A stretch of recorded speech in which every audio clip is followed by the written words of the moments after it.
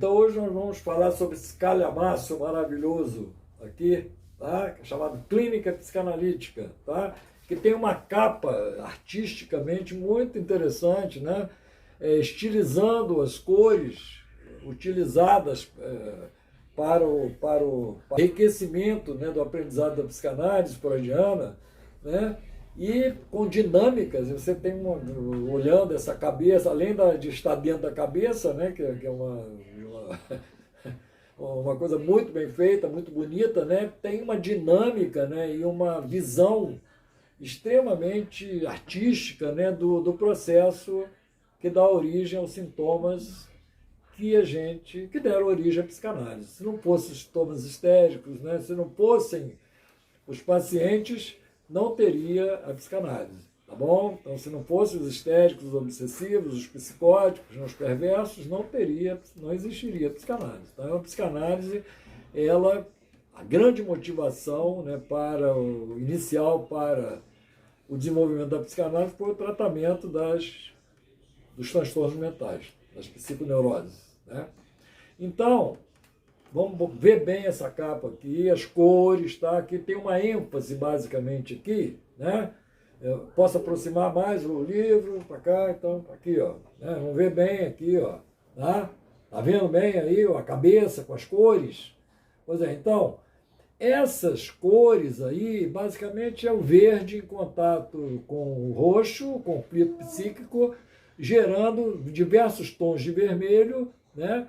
E a consciência também é marrom lá por fora aparecendo ali. Quer dizer, então, você pode até, né, dizer que um dia de uma pessoa, um neurótico obsessivo, por exemplo, é de marrons predominando, a maioria do demais, existe a emergência de coisas vermelhas que se impõem, né, no marrom, e ele pode ter que fazer um ritual ali, tá trabalhando, de repente tem que descer para ficar andando 15 vezes seguidas em volta do quarteirão, uma hora da direita para a esquerda, uma hora no sentido horário, outra hora no sentido anti-horário.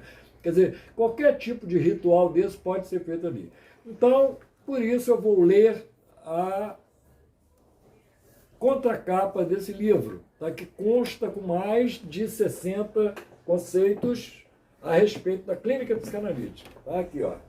Então, tá aqui o livro, né? E vou pegar a contracapa e depois vou ler um dos conceitos, tá? Então, a contracapa, vamos ler a contracapa. A clínica psicanalítica está na origem da teoria psicanalítica. Repetindo a mesma coisa que eu acabei de falar, né?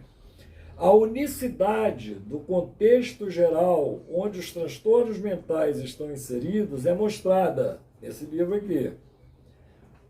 Mas no estilo mata a cobra e mostra o pau, né? Digamos assim. Então, tem os fundamentos para se chegar nessas conclusões, estão escritos aqui. A fundamentação em 20, né? 20 resenhas críticas de textos escolhidos de Freud, aulas de psicanálise ministradas durante décadas, né? Então, vamos lá. É mostrada também a sua simplicidade lógica, cuja apreensão é possibilitada pela visão detalhada e abrangente das ferramentas psicanalíticas, conceitos de desenvolvimento mental em fases progressivas e de fixação psíquica e regressão da libido a estes pontos de fixação. Quer dizer, exatamente o que é objeto de esquecimento pelas escolas de resistência à psicanálise. Né? É isso que é esquecido pelas escolas de resistência à psicanálise. Né? Então, a clínica psicanalítica ela é constituída por um acervo, né, enciclopédico de informações a respeito da estrutura da mente humana, que é esquecido, é exatamente esse acervo básico, fundamental, qualitativamente superior, né, em relação às outras informações. São essas informações privilegiadas que falam daquilo que está reprimido, que são exatamente por causa da própria repressão, né? Então, né, esquecidas, escotomizadas pelas teorias de resistência à psicanálise que surgiram depois de Freud. Então é isso aqui, desenvolvimento, entre aspas, né? Desenvolvimento mental em fases progressivas e de fixação psíquica e regressão da libido a esses pontos de fixação. Quer dizer, está tudo programado, né? É um processo, né, digamos assim, de determinismo psíquico, né? Então, se não estiver na sanidade mental, vai estar na histeria. Se não estiver na histeria, pode estar no Asperger. Se não estiver no Asperger, pode estar na neurose obsessiva. Agora, não pode estar numa coisa indeterminada, criada por Deus, por não sei quem, querendo, pela vontade de poder, por não sei o que lá. Não. Você tem as fases muito bem determinadas e previsíveis e infalíveis, né? Esse modo de lidar, de abordar os transtornos mentais, ele é extremamente confiável, tá? Matematicamente confiável, enquanto condições psíquicas subjacentes necessárias para a formação dos sintomas desses transtornos mentais. Então, a primeira assertiva, que está na conta muito bem colocada, modéstia à parte, na capa, contracapa de um livro sobre clínica psicanalítica, é de que todos esses transtornos, né, todos esses sintomas, eles estão muito bem possibilitados, determinados pelas condições inerentes ao processo de regressão a pontos de fixação do desenvolvimento infantis, pré-genitais, do desenvolvimento da libido. Ou pontos de exercício da sexualidade infantil incestuosa e destrutiva. A teoria psicanalítica formulada por Freud é capaz de explicar detalhadamente todo e qualquer transtorno mental, não cabendo substituições norteadas por outros parâmetros, em especial aqueles que desdizem ou contraditam os conceitos psicanalíticos básicos de desenvolvimento e regressão da libido a ponto de fixação nas fases libidinais de estruturação da sexualidade infantil. A polarização entre neurose e perversão é outra das grandes descobertas da psicanálise, marcando a importância decisiva do respeito aos limites reais impostos à satisfação espontânea dos impulsos para a conquista da sanidade mental. Tá? Então é isso. Não tem mistério, é determinismo psíquico, é matemática pura. É só estudar que vai se dar bem. Agora, se não estudar, continuar com esse zero aí, né? Continuar com essa nulidade aí, querendo, né, digamos assim, apagar da história as descobertas da psicanálise, não vai conseguir. Então, eu vou ler novamente o primeiro parágrafo só. Tá? Vou ler novamente o primeiro parágrafo. Olha só, vamos lá, vamos ler com atenção. A unicidade do contexto geral, onde os transtornos mentais estão inseridos, é mostrada nesse livro aqui, tá? Esse, né? E é mostrada também a sua simplicidade lógica, cuja apreensão é possibilitada pela visão detalhada e abrangente das ferramentas psicanalíticas, que são os conceitos de desenvolvimento mental em fases progressivas e de fixação psíquica e regressão da libido a esses pontos de fixação, enquanto condições psíquicas subjacentes necessárias e imprescindíveis, né, para a formação dos sintomas desses transtornos mentais. Quer dizer, se não houver regressão, não tem condição de fazer o sintoma. Se está evoluído ao nível de sanidade mental, vai dar sanidade mental. Se estiver regredido ao nível de fase oral sádica, vai dar esquizofrenia. Vai dar perversão de caráter. Vai dar autismo. Se estiver regredido à fase anal retentiva, vai dar neurose obsessiva. Igual a matemática. Então, não tem menor possibilidade de fazer sintoma ou sonho sem ter essas condições de regressão. Ah, e o sonho então é uma regressão? É exatamente isso, o sonho é uma regressão. Por isso que ele tem aquelas características regredidas dele em processo primário. Então, você quer conhecer o que é processo primário, o que acontece no sintoma? Você estude os sonhos. Estude os sonhos que você vai encontrar, vai conhecer o processo primário, você vai se conscientizar da presença inconsciente do processo primário. Vigília. Tá? É isso que é psicanálise. Vamos ler um pouquinho aqui, vamos pegar um conceito aqui, vamos ver.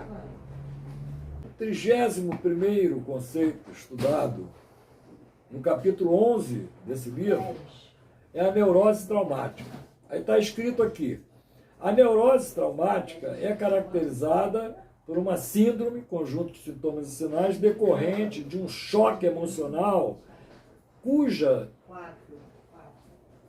estrutura é decorrente do despreparo do ego para elaborar percepções da realidade vivenciada na relação do indivíduo consigo mesmo e com as pessoas que o cercam, e com as situações vivenciadas em que ele se envolve. Deste modo, sempre, grifado, ocorre uma efração do para-excitações e ou uma incapacidade relativa das defesas psíquicas em manter a integração do ego. O susto, isto é, a surpresa, trazida pelo despreparo do ego em lidar com a situação, acidentes, com perda de pessoas queridas e ou com sequelas corporais definidas no indivíduo, né? Ou a ameaça de morte continuada, como na guerra, por exemplo, levam à repetição dos pensamentos e sonhos com trauma, mostrando o componente compulsivo repetitivo atuante no psiquismo humano. Os aspectos de fixação no trauma, enquanto ligação do mesmo com vistas à sua aberração, e de compulsão à repetição, enquanto natureza essencial do psiquismo humano, devem ser considerados na tentativa de compreensão desse fenômeno da neurose traumática. Tá? Depois vem histeria traumática, histeria hipnoide, histeria de retenção, né? E é isso aí basicamente. Depois esses conceitos são rastreados no trabalho de Laplanche Pontani, quer dizer, é um trabalho para a vida toda, né? De consulta, né? E que realmente vale a pena. Uma pergunta, comentários ao verbete. Qual verbete? Neurose traumática. Então, comentários ao verbete neurose traumática que estavam no Laplanche Pontani. Freud correlaciona as neuroses traumáticas e as neuroses de guerra ao fator sexual, mostrando que a libido narcísica sempre está envolvida na sua gênese, isto é, a situação traumatizante gera um distúrbio no amor próprio do indivíduo, mostrando a natureza libidinal do seu amor por si mesmo. Freud, 1914, 1918. Então, o pessoal aí que diz que libido narcísica não existe, explica isso aí, explica aí explica a neurose de guerra sem o amor próprio, sem o narcisismo. Explica aí, pô. Vou ler de novo, tá? Freud correlaciona as neuroses traumáticas e as neuroses de guerra ao fator sexual, mostrando que a libido narcísica sempre está envolvida na sua gênese. Tá? Então não existe neurose de guerra sem ser um distúrbio na libido narcísica. Claro, né? Estou ameaçado de morrer, né?